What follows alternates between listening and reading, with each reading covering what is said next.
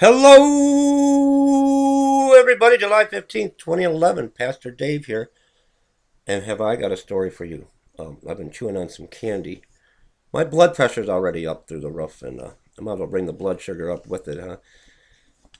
Before I get into today's news, our founding fathers, they had purchased a great number of books that contained actual historical facts, eyewitness accounts. They purchased these books to be taught as history in our school systems. And this is a copy of the book that was our founding fathers purchased to be taught in the schools. It's been, needless to say, it's been tossed out. Prayer's been removed from the school systems. There's recently a advertisement. It played on mainstream media. It was aired where they were reciting the Pledge of Allegiance, and when they got to the part, "One nation under God," they bleeped God out. Well, God's been bleeped out. Prayer's been bleeped out. The Bible's been removed as an educational source in our school systems. And what's been moved in as a requirement for history? Gay history is now a requirement, required in our public school systems.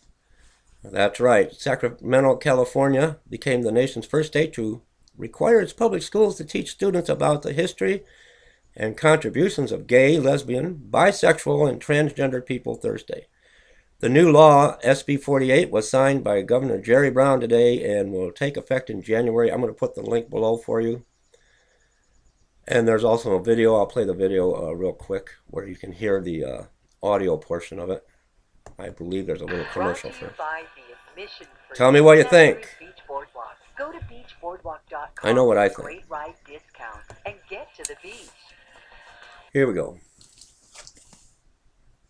History tonight with the decision to add the contributions of History. gays to the textbooks used in classrooms up and down our state.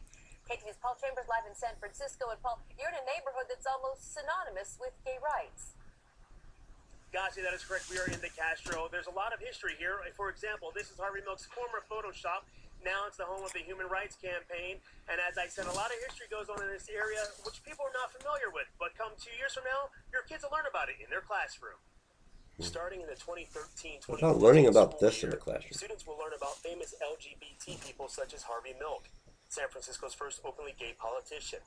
This comes after Governor Jerry Brown signed a bill into law requiring gay history be taught in social studies classes. Their story needs to be told too. We should know the history of gays and lesbians. I think But that not it's history tonight. incredibly necessary and important to include everyone's history and everyone's contributions in social studies classes, not just the elite or the white. The new law will make California the first state in the nation to require public schools to include LGBT history in its curriculum, something some say is long overdue.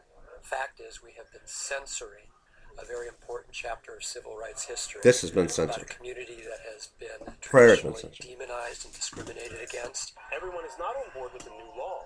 Some churches and conservative groups believe that the LGBT history is just one way that the gay lifestyle will be taught in schools. Teach history without an agenda.